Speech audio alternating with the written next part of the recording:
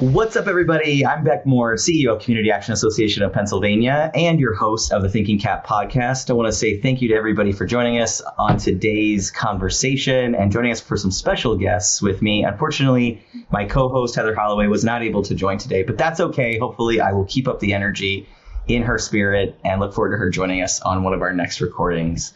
So with me today, I have who I'd like to call a friend and colleague, Kelly Stewart. Kelly can say hello. Hello. And then also with me is hopefully a new friend, Michael Emmart. Am I saying that right, Michael? You are indeed. And so wanted to give them the opportunity to share a little bit about themselves, things that probably aren't reflected in their bio before we jump into our discussion for today, which is around conversations worth having, a book and topic that I really appreciate. But Kelly, if you want to just start by telling us a little bit about yourself and tell our audience a little bit about yourself. Sure, absolutely. Thanks, Beck. It's a pleasure to be here with you both. I respect you both tremendously, and I'm happy to be part of this conversation. In a nutshell, I tell people that I help them find opportunities and challenges and change through strategic planning and improving workplace communications. And imagine my surprise and delight when 10 years ago, I found these frameworks, because they really did help raise my awareness for things that I had believed would always be possible in the workplace and in communities, right? Which would be less adversarial, more connectedness. And there had been times in my career when I was told, no, that's not the way business is done. So, right? I thought, but could it be? And so when I found these two frameworks that we'll talk about later, so I don't want to go into too much of it now, but when I found them, I was like, yes, this is it. And this is what I'd like to be able to bring to others who might feel burdens they don't need to carry, or to give them a different way of a different lens to look at things that are impacting not only their work and how they do that, but also the people that they serve. Yeah, thank you for that. And I will just go on the record by saying Kelly was our strategic planning consultant that we utilized here at CAAP, and we had a great time utilizing her. I know that you've worked across a lot of community action agencies, and so we'll just give you a shout out on the front end of this, that if you're an organization, of course, if you're an organization out there looking for a strategic planning consultant, Kelly would absolutely give her my recommendation over and above many others. So if you're looking for that contact, reach out. Happy to connect you to Kelly. And then Michael, if you could share a little bit about yourself for our listeners. Sure. Well, I'm someone who spent nearly 30 years now working in the area of child welfare and juvenile justice. Started off doing direct care staff, working in a voluntary agency, and ended my career sort of formally as a subject matter expert here in New York, working in child welfare around what's called permanency, which is making sure that children have stable homes, either with their parents, with their relatives, or with some other sort of custody arrangement. Now I a couple of years ago moved into academia. I serve as the executive director at the Institute for Just Outcomes Through Conversations, which is hosted by Case Western Reserve University, and I serve as an assistant professor of criminology and social work at CUCA College, which is a small liberal arts college here in central New York. Nice. Well, thank you both for joining, and thank you for the suggestion about Michael joining the podcast today. Excited to have this discussion. So I think before we jump into some of the questions that we shared over, I want to start with a little bit of a simple and yet complex question, which is totally off script, which is, on brand for me. But when I think about conversations worth having, and I think about the process that you follow, Kelly, in the strategic planning side of things, to me, there's workplace culture, organizational culture is paramount in order for an organization to be successful, in order for a project to be successful, right? There's project culture. And a lot of times, to me, again, those things matter more than policies of an organization, more than the strategic plan of a conversation, right? And the conversations that we have shape that culture. For you all, right, how do you see kind of the framework of conversations worth having, PACE framework, shape organizational culture? I think this gives a good framework for then digging into some of these different pieces. how does that manifest in organizational culture? And which comes first, the chicken or the egg? Culture, policies and strategy. How does one inform the other? Michael, and either one of you can answer this question. If one of you wants to take a shot first and then fill in the blanks, go ahead. I think maybe I will start to say that, yes, while we are working within human systems, which is where the community action work takes place, but certainly in other areas, and still working with humans, right? Because that's where we are right now.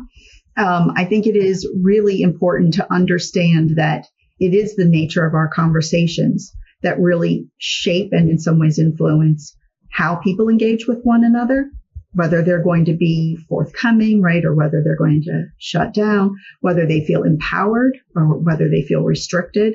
So in that way, not only do they shape how people engage with one another, they also influence what happens next. And I think that's part of the culture that you're describing there. Michael, anything you want to add to that? Well, I got to thinking, as you and Kelly were talking, that we've had a lot of discussion, especially recently in society, about things like implicit and explicit bias. And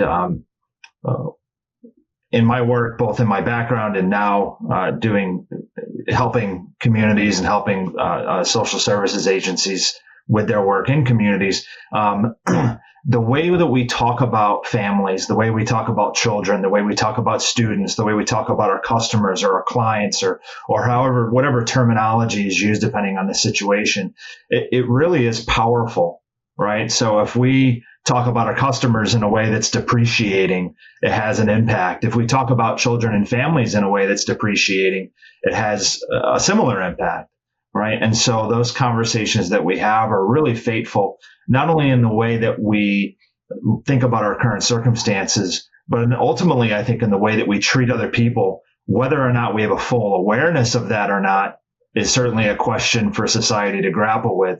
But I think it's undeniable at this point that those perspectives and those things that we say and those things that we believe about people has an impact ultimately on the way that they're treated by both us and the service systems that we work with. Yeah, we had I can't remember which episode it was, but we had a discussion with our Lancaster Community Action Agency, and we talked about language justice, right? And the discussion around the words that we use. And they've walked a path of real specific intentionality of unboxing language and sort of putting some, I think, parameters and guardrails around. Here's what we're trying to drive to.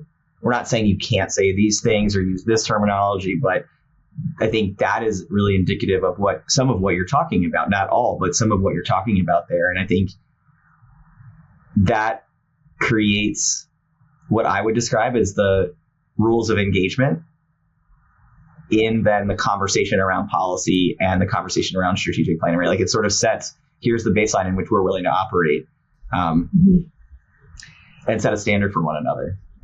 I think so. And two things about the policies, right, and procedures. I think that two of the ways those things come to be is from someone's, oh crap moment, right? And then we get a policy so it doesn't happen again. And then I think also there's a trust issue there or a lack of trust. And so that's the guardrail, right? And in some cases, it could be purely directional. If you're out in the field, right, we've got these policies and procedures that you can follow so that you feel supported. But I think in the first two that I mentioned, that's where the conversations really kind of come into play, where people feel empowered to not be silent if they see something that is a potential, oh crap, happening, right? And but also to convey trust between the leadership team and the managers, and between the managers and the supervisors. Yeah. I think one of the frameworks in which I operate is always assuming positive intent in conversations and try to help my teams understand that. So if we do have a hard conversation or I ask a question, assume that it's coming from positive intent. I'm not asking the question to be critical. And so we've sort of, again, we've established some of that framework in place. Okay, so let's get to kind of some of the questions that we've put out there for you all to consider a little bit and talk through. So Michael, for you, if you could give us just an overview of your prevention through appreciative community engagement and the PACE framework, and what's really inspired its development for folks to understand. Yeah, sure. So PACE, which is a lot easier to say than prevention through appreciative community engagement. At its core, it's really a framework for helping systems. So in a lot of the work I do, we're talking about child welfare and juvenile justice, work with communities rather than on them, right? Which is often the way that things tend to work. PACE grew out of, I think, probably two observations from my work and focus on prevention and systems change. So first, it's that most systems are designed to respond after something occurs, right? And so Kelly even pointed to it in the area of policy development. We develop policies afterwards. We put a sign on the back of our sunshield that says, "Do not drive with sunshield in place," probably because somebody drove with the sunshield in place. It's why McDonald's coffee says it's hot.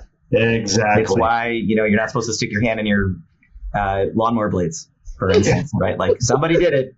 Yeah, somebody did it, and then somebody got litigious, right? And then second, really it was because communities, they possess so much in the way of positive strengths and protective factors that can absolutely work to prevent harm in the first place. Right, but those strengths are often, whether they're ignored or underutilized or suppressed in some way, intentionally or unintentionally, is probably different from situation to situation. And so, ultimately, what that does is it removes power from communities and moves us dangerously close to what I believe is a universal truth, and that universal truth is that it takes a village to raise a child, whether we're talking about child welfare, education, mental health. Whatever the case may be. And so prevention is about bringing together some of my studies around PACE, appreciative inquiry and principles of reinvention and community engagement, and try to shift that dynamic a bit. And so it helps systems to move along a spectrum of community engagement that we would see in the literature. I promise I won't turn this into a lecture of any sort, but really just moving from ignoring or managing community to really partnering with and deferring to them. And so families and communities become that first line of response, as opposed to our social service systems being that first line of response. And so child welfare agencies in particular, they probably only need to be involved in maybe 25 to 40% of the cases they're involved with, but they're stretched thin by being the first line of response to things like poverty and mental health struggles and substance use disorder. And so we see an overreach in nearly every jurisdiction in the country. And that overreach is really contrary to their missions. And I will say finally, and then I'll wrap up, I don't usually have to do a lot of persuading of either the leaders or the caseworkers in those systems, because they recognize it. And they want to work on the issues that truly matter, within their purview, and defer as much as they can of those other issues, to less traumatizing, less impactful service opportunities. Yeah, I think it's interesting because in some ways there's crossover with some of the intentionality of how community action operates, right? I think the perspective for most of our agencies is that if someone's coming for this service, then the likelihood is, like, if I'm coming for food service, I probably also need this. And so when we think about the sort of family dynamics, resources that an individual has, and that could mean like truly like support mechanisms within the family that surrounds them, chosen family, friends, right, other community resources. We know that someone has the opportunity to be more successful if they also have all of these other resources. And so the organizations try to wrap their arms around the person to say, okay, you may be coming for this need, but you also need, like, let us talk to you about these other things because the likelihood is there. And then how do we create a structure in which, I think through kind of positive inquiry and discussions, right, how can we help this family individual so that they don't have to ultimately be reliant on these other systems? And that, to me, community action sort of represents, and this is not why we're here to talk about this, but I think it's important for our listeners to understand why we're having this conversation, right? The crossover is that they become the gap fillers or identifying the gaps before somebody even potentially has the possibility of falling into a gap, right? So anyway, that's my soapbox for today's episode. So Kelly, for those who are potentially unfamiliar with Conversations Worth Having, Appreciative Inquiry, and why they're so valuable kind of in this work, can you provide some context for everybody to really kind of get a handle on why we're talking about this? Sure. I think what makes them really valuable to community action is that they are mission aligned. In most cases, most communities are striving to be their best, and these frameworks make that easier for them, right? Because we're not necessarily raised, and it's not necessarily reinforced in our culture to really kind of focus on possibilities and to talk about what brings the organization life, right? You know, and what we call them life-giving forces, actually. And I think that that's a big part of why the frameworks exist, right? It's without it, it's kind of like the sound of one hand clapping. Problem solving alone, right? Good, necessary. I always say I like my pilots and my medical device manufacturers to be really good at identifying what's broken, what's missing, and in those things. But when it comes to really kind of defining a vision, right? Saying this is what we desire for our community, then we need to look at the possibilities. And I think that when we ground that work in what brings us life, what is working, what do we want most, then that's where kind of like as humans, again, I'll say that in a human system, that's where we see this kind of optimal functioning, right? Enhanced capabilities. We are more likely to come forward with the thing that we really, really want rather than thinking that there's a binary kind of yes or no response to what we're doing. Like that will work, that won't work. We don't know yet. We're imagining what this future might look like that we really want for ourselves. And so I think that the principles and practices of appreciative inquiry are just essential, right, for envisioning that future and how do we move forward to it. What Conversations Worth Having did was kind of take those practices and principles and boiled the ocean, if you will, because there's so much wonderfulness packed into appreciative inquiry. And so we can help you with a framework where you can bring those principles and practices into your everyday conversations when they're happening in the moment. So I think that they are mission aligned, they're accessible, they're natural. I often talk about like taking the next natural step. These feel like next natural steps when you're having conversations. They don't feel like you're kind of on the hot seat and having to come up with a solution right away. In fact, some of the beauty is you're suspending the solution for a moment. Yeah.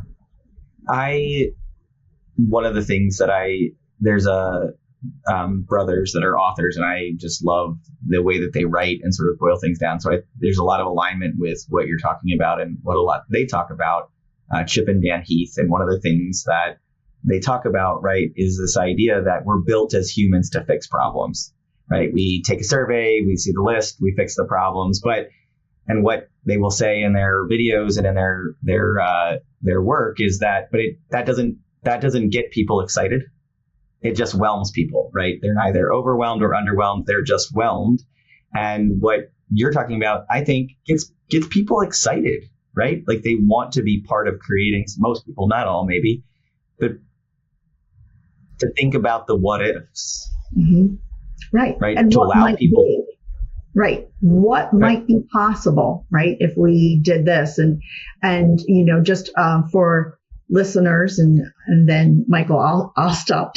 But I think that one way to kind of start with appreciative inquiry, whether it's with your internal dialogue, which is where I encourage a lot of people to start while you're getting used to it, right, or with others, is to think about that something that you want, that big thing that seems even maybe a little bit out of reach. And there are 3 kind of generic questions of appreciative inquiry to help start you getting there. And one of them is to recall a past experience. Tell me about a time. Think about a time. If you're 2x2, tell me about a time. But think about a time when you were part of something that was truly exceptional, when you felt most engaged, when the outcomes were better than what you thought they were going to be when you went into it. And just sit in that moment and really think to yourself, analyze, if you will, if that feels more comfortable, what made that great? And that's when you start to uncover, oh, well, it was the people involved. It was the timeline. It was whatever those things were, right? It was the partners we worked with. There's just a way of understanding where you can recall, hey, I've done something similar like this in the past.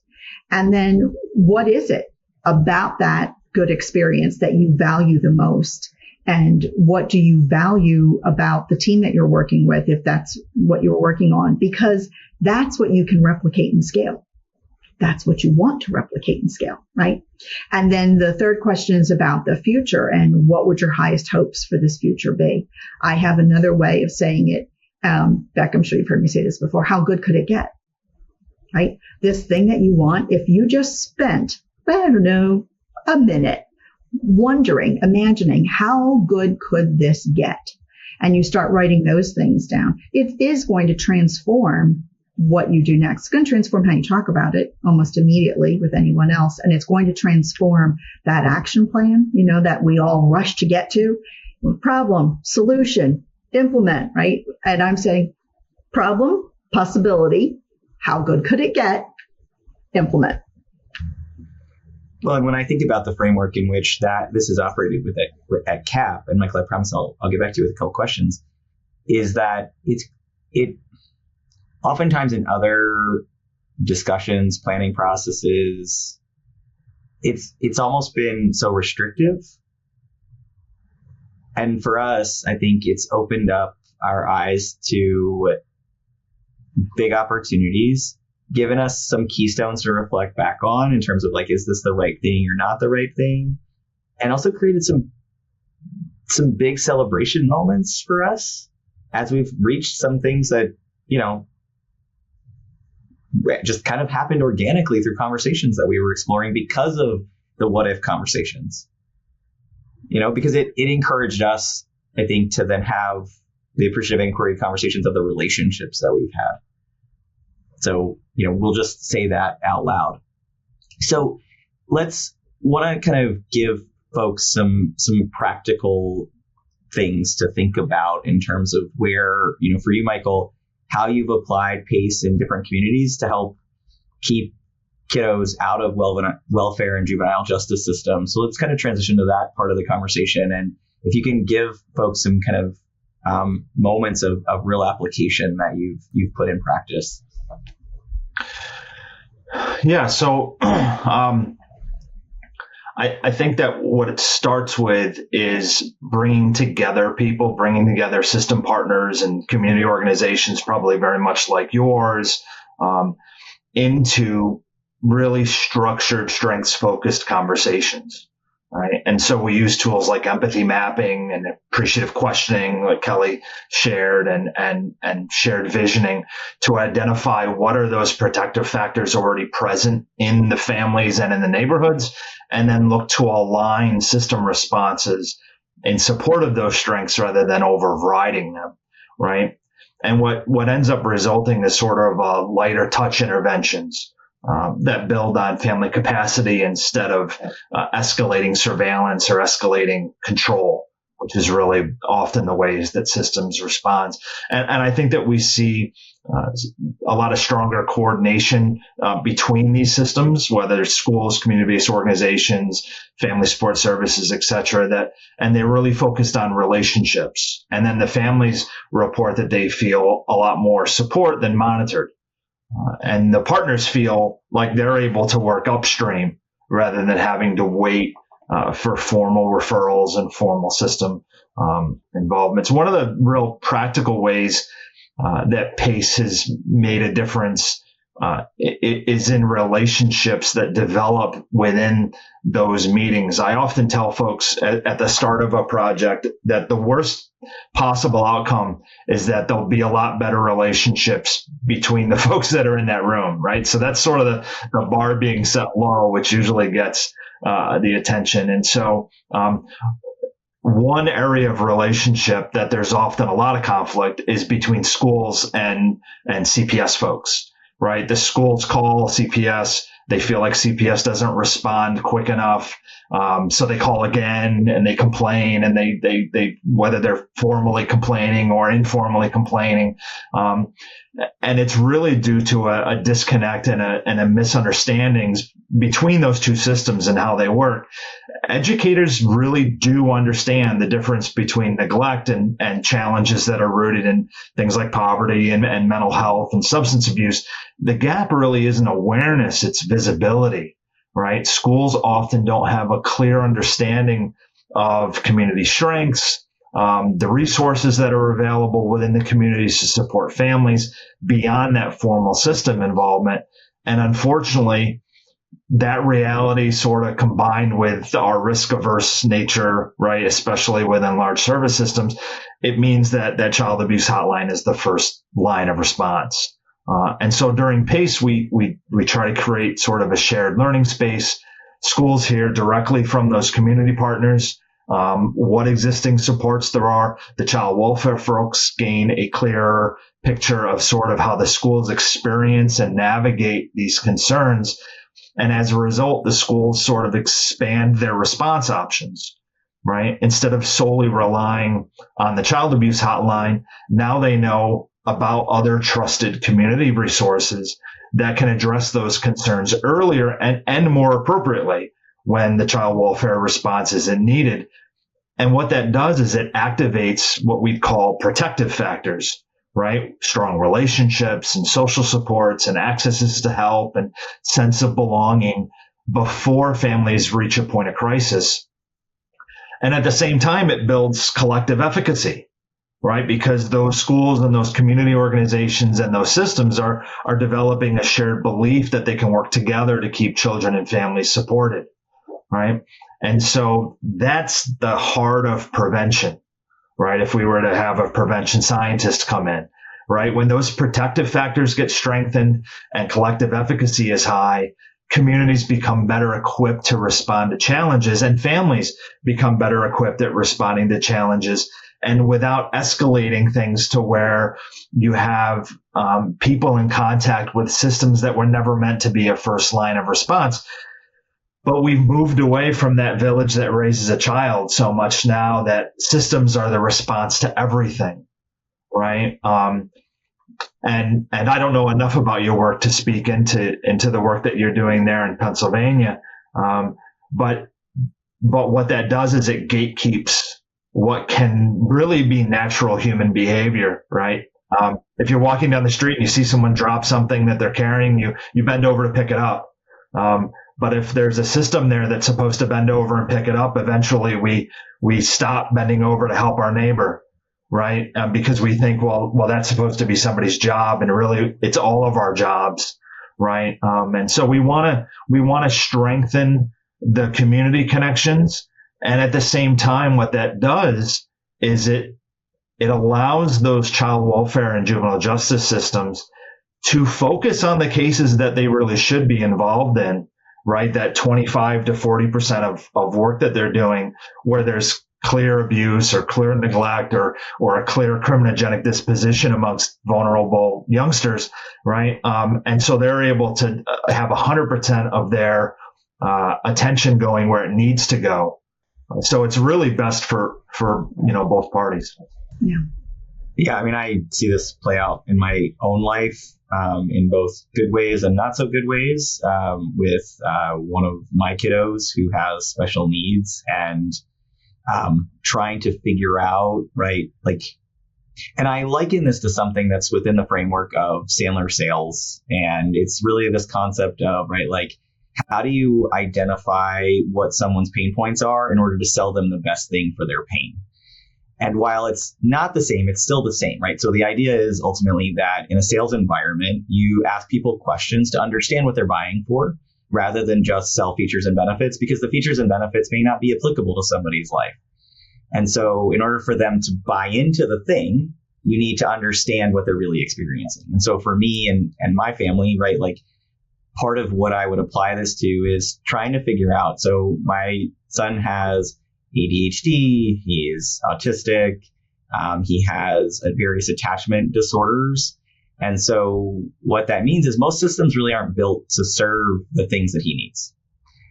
And so it's not so simple as just to get a mental health provider in his life, right? It's that he needs other layers of care. So right now, right, we're talking about Special Olympics, for instance, so that he's not just operating within a therapeutic environment, because that's not really going to help at the end of the day, right? Like he needs all these other outlets. And so there's layers to what his providers are talking about in some of our discussions.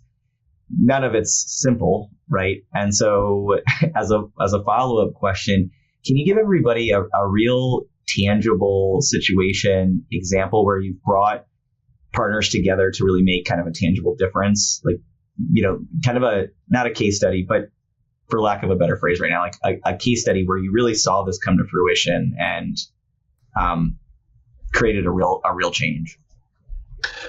Yeah, a real simple one was some work that I did with a county in New York around getting kids to school. And so it really predates COVID, but since COVID, absenteeism is a significant problem. And when you think of kids not going to school, if we were in a large group, I might say, well, what age do you think truancy becomes a real big problem?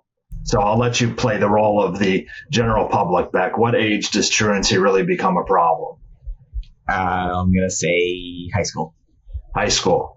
It's a good guess. It's really about second or third grade, right? And so it's our elementary kids who, when they develop the habits of not going to school when they're very young, those habits become, for a number of reasons we won't go into, exacerbated as they hit junior high and high school.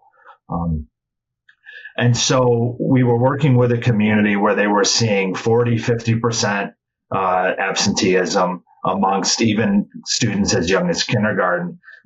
And what you might very quickly jump to is, well, maybe the parents don't care about school. They're not committed. The parents are too busy with other things or some sort of neglect issue. And really, when talking with the community, what it was is that parents were afraid of the route that their children were taking to school. And so if there wasn't a way for them to get a ride for their child, many of them didn't have cars. This was what we call a walkable district, right? Which is where, 80 to 90% of the kids are going to walk to school, usually because we're talking about an urban environment. And so if they weren't able to get their child to ride to school by someone or didn't have the money to do it with Uber or something like that, they just didn't send their child because it wasn't safe due to gang violence, due to folks who are struggling with homelessness, due to substance use in the community, and there being things like needles on the playground. And so what the response was in recognizing that there really were a lot of strengths within these families, they were focused on safety. And safety had to trump education at the moment, which I think is probably a choice every parent would make. All right. And there was a recognition, and we went through a process of identifying a number of resources in the community, right? Because it wasn't everyone in the community on the route to school that was a danger to children. In fact, 99% of the folks on the route to school were a protection for children.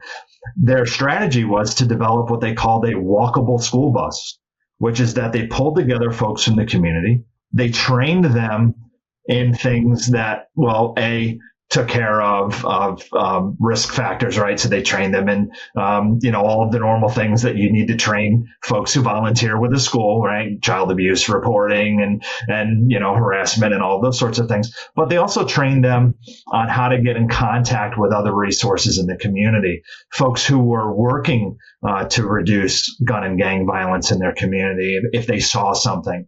And these folks volunteer and get trained, and they walk groups of 20 and 30 kids to school every day so that parents are able to have their children receive an education while also not feeling worried about the safety of their children. And some of the people on the route to the community are doing the walking, and others of them just volunteered to sit on their front porch while they had their morning coffee, because there's dozens of eyeballs now. And you know what? The folks the 0.1% of folks who were maybe a risk to children or were involved in some nefarious activity, they're really not interested in being around when everyone's on their front porch looking, right? And so they've went elsewhere, right? Or maybe the hope might be that they ceased engaging in that behavior altogether. But at the end of the day, the children were able to get to school, and the children are developing positive habits around school attendance. And they're, of course, developing positive habits around learning, and they're having access to their lunch programs and all of those sorts of things that are really important in both their own development, but also addressing this issue of attendance, right? So as a real practical sense of coming together, the system's not looking at those parents as, oh, they don't care about school, they're not invested in their children, they're too worried about, that they're partying. No, it was that their children weren't safe on the way to school. And when we got together with the community, it was very easy to identify. It was great. Somebody brought in a big blown up map of the district, and they had little pins where all the volunteers would be. And there were a lot of pins. There was need for more pins. And it really is something that's providing safety for these kids in a very high needs district where there isn't a lot of educational opportunity. And my hope is that you'll see 10 years from now, as this is a project that just started this year, 10 years from now, those kids are going to high school and their graduation rates are higher in that community, which will mean that it has residual impact down the line in areas like juvenile delinquency and generational poverty and employability and problem solving and critical thinking skills and relational strengths and the other resources that come with that. So it's a generation changer for that community. At least that's my hope. And that's something that's entirely developed by the community. It didn't need any funding. It didn't need a system to step in and get involved. It's not the police standing on every corner that can be cut in a budget. These are neighbors helping neighbors and caring about the kids getting to school. And that doesn't need a grant, and it doesn't need a RFP or any of those sort of things. So. Yeah. I mean, I think it speaks to something that we feel pretty strongly about, that usually a larger issue, a larger pain point is indicative of something that we don't really truly understand. And we've got to dig into layers of a problem before we really get to here's the true problem that we're addressing that ultimately addresses the larger thing. And just to get to circle back to a point I made earlier about the way that we think about our clients, right? So if I'm a CPS worker and a call comes into the Miller Street Apartments, to use a generic term, and I go, oh crap, not that place again, right? I'm never asking the parents, why don't you send your children to school?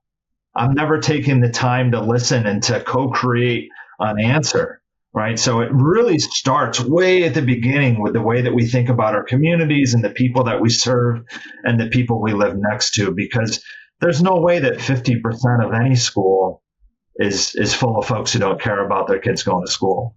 Yeah. Right? Well, I think it speaks to what you've already talked about. When you talked about in the very beginning, you sort of touched on this idea of like implicit and explicit bias, right? Like we assume a lot of things about a lot of things. And I want my audience to hear me say this right now, right? Like when I say the word bias, immediately, people start to react because it's like, you're telling me that I'm part of the problem. It's not what I'm saying, right? Like what I'm saying is we just have to, what assumptions are we making?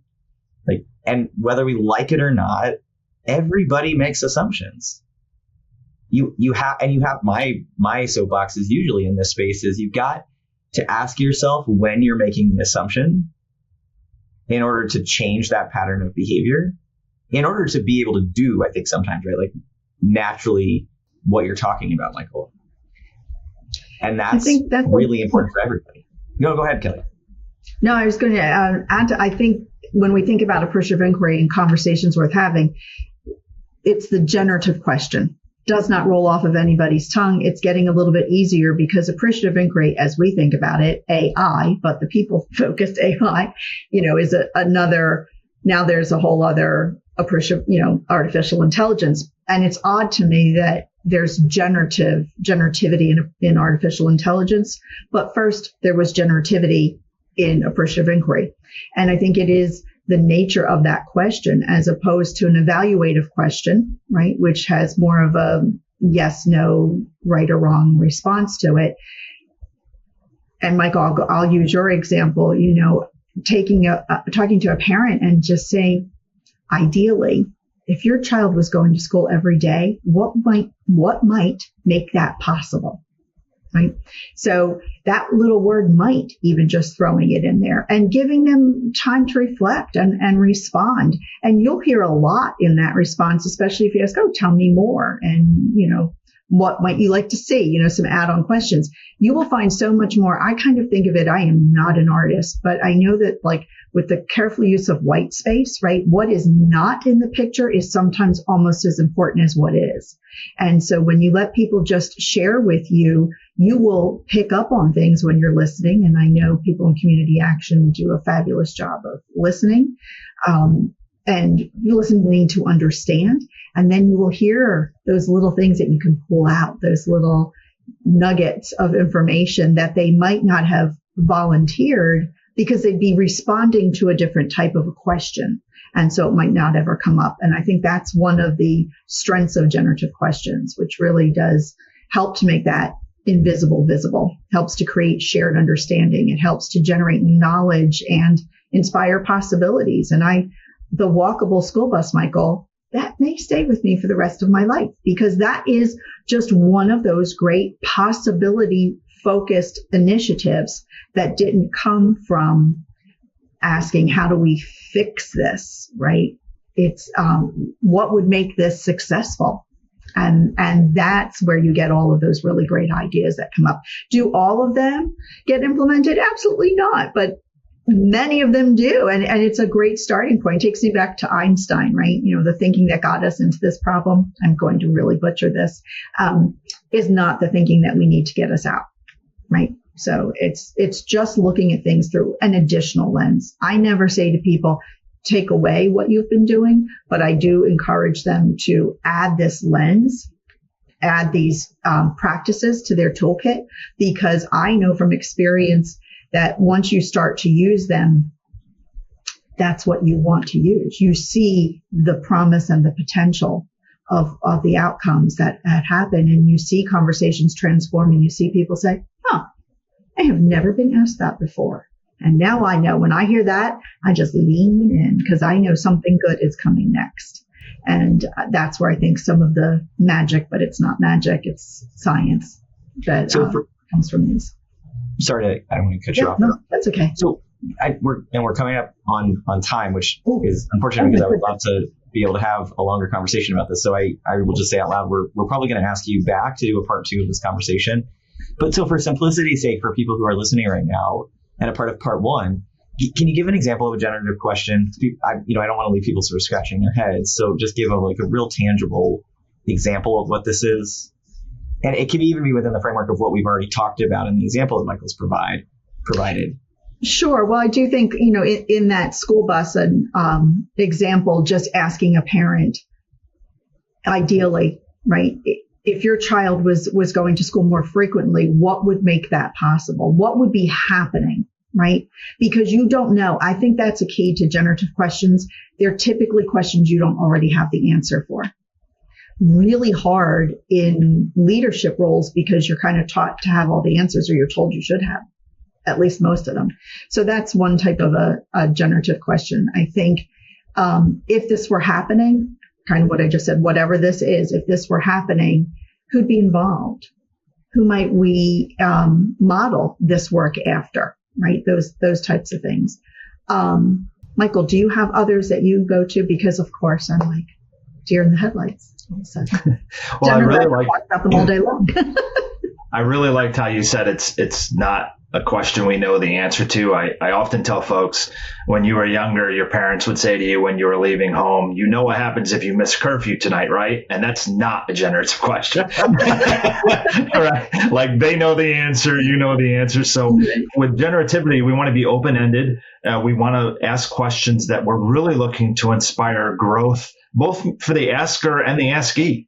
Right. And so those thought-provoking, open-ended, inspiring questions, very much like, what does safety look like for your child on the way to school? How could you feel safe knowing that your child was walking to school in your community? Right. Because I don't know the answer that a parent's going to bring to that. And what I really want to take that information and I want to apply it in a way that can help move us toward that desired future. And of course, in this case, the desired future was every child has a safe way of getting to school and is attending school when they're not sick or for some other reason, shouldn't attend. Right. And so, but I really think that I don't know what the answer is the start to what a generative question is. Yeah. Mm-hmm. So what do you do in the situation then so let's put ourselves in the situation, and this is a question for either one of you, unscripted, when you're in a situation where you're with an organization or with organizational leadership and you ask the generative question, and there's silence. That's good, because you want them to be able to reflect. And it is typically what a generative question will do. It will give people time to just pause and reflect on that. I think, too, there's a lot of setting up of that question. And so an example that I can share with you is you really want to help people by painting a vivid picture for them of the scenario before they respond. And I had worked with an organization, small team, but I knew they were all people who challenged themselves, right? They weren't competitive with one another, but they challenged themselves. So as a backdrop to this, I said, this is your podium moment, right? They were coming up on the third year of a strategic plan, wanted some fresh ideas. This is your podium moment. You're standing up on the podium. So you have to set the stage for that. And all of the things that you want to accomplish have been accomplished. What has gone into making that successful? What did you hope would happen that happened? What didn't you dare to hope happen that happened? The surprise and delight, right?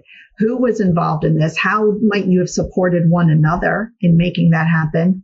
And that imagery, because that's very important in both appreciative inquiry and conversations worth having, that imagery of standing on the podium moment, and you think of all the preparation that athletes have put into it and the training, you call that to mind, and then you start to get responses like, I need to learn more about X. I'm going to spend, 10 minutes each week getting better at social media, whatever those things were, right? But they're calling to mind what is possible for them based on a framework, based on a situation or a scenario that they're most familiar with that really inspires them.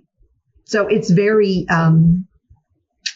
relevant or customized, whatever. It's very specific to who you're speaking with. Yeah. Michael, anything you wanted to add there? I thought I saw you leaning, and I just want to make sure to see if there's anything you wanted to add. No, I think Kelly did a great job. Okay. So I'm sorry to end this conversation because there's a lot more questions that you're prompting that I want to make sure to ask that we're just not going to have time for today. So I want to make sure to just ask the question, if folks want to learn more, get involved with you specifically, anything you want to call out in terms of how people can get connected with you, websites to go to, email addresses, anything you want to call out. Do you want to go first, Michael? Sure. Folks can reach me at michael.emmart@case.edu. They can look up the Institute for Just Outcomes through Conversation using Google and take a look at our mission, vision, and values and those sorts of things. And I think that'll probably do it. Absolutely. And Kelly? Again, questions directly for me, kelly@conversationsworthhaving.today. And if someone wants to learn more about those resources for conversations, they can go to that website. If they want to learn more about appreciative inquiry and decide whether or not it's something they want to do on their own, or would they want a trained facilitator, because that sometimes can be a much larger undertaking, I would recommend the Cooper Ryder Center for Appreciative Inquiry at Champlain College. I don't have the URL, or the Center for Appreciative Inquiry, which again, as Michael said, you could Google either of those, and both organizations have great resources for full-scale appreciative inquiry, for everyday appreciative inquiry conversations worth having. So I would love to dig into this again more if you're both willing to have a follow-up episode and talk a little bit more about some of the challenges and advice specifically around adopting some of this framework. We'd love to kind of get into that a little bit more. I want to give a shout out to two of our agencies who I think have really encapsulated this in some of tangible ways that I think we've mentioned in other episodes. Tri-County Community Action, where literally during their strategic planning process, some years ago, they literally walked beside a client and a participant in some of their programs to understand some of the daily challenges and what it's like, right, to work through, right, like what it's like to get to work when you have no form of transportation and there are no pathways to get to work. So literally they're walking with a client down a highway, right, to get to work and talking through what those challenges look like. And then I'll also give a shout out to BCOC, Bucks County Opportunity Council, who, through the intake process for a client, they're asking the questions like, what are your dreams? And from a client perspective, a participant perspective, right, that opens up a hard conversation to have for somebody who's never really allowed themselves to dream, but it really creates a moment of true, again, celebration for when that person does achieve that dream, and really, I think, help the person think about what really matters in this moment about what that organization's trying to help that person achieve. And so those are the two examples that really resonate with me in this discussion today. And so I just want to make sure to say thank you both for the work that you're doing. I think you both have given some really amazing examples. And again, I know, having worked with you, Kelly, in our strategic planning process and working with some of our agencies, just the great work that you're doing on a daily basis. Thank you. As are you. You have a wonderful team, fantastic leadership, doing such important work. Every time I interact with anyone from Community Action, I am so grateful for their sense of service, their resourcefulness, their bias towards action, right? We'll put that in the positive, right? Because this is what our communities need, and I'm so thankful that they're there. Thank you for that. I appreciate it. Thank you to our listeners for taking a moment to talk through some of this, and look forward to having you both back if you're willing and able. Absolutely. Thank you, Beck. Thanks, everybody. Catch you all next time on the Thinking CAAP. Thank you for being a part of this episode of the Thinking CAAP. Check the show notes for resources and links to other episodes. And don't forget to subscribe and follow to be notified when new episodes are released.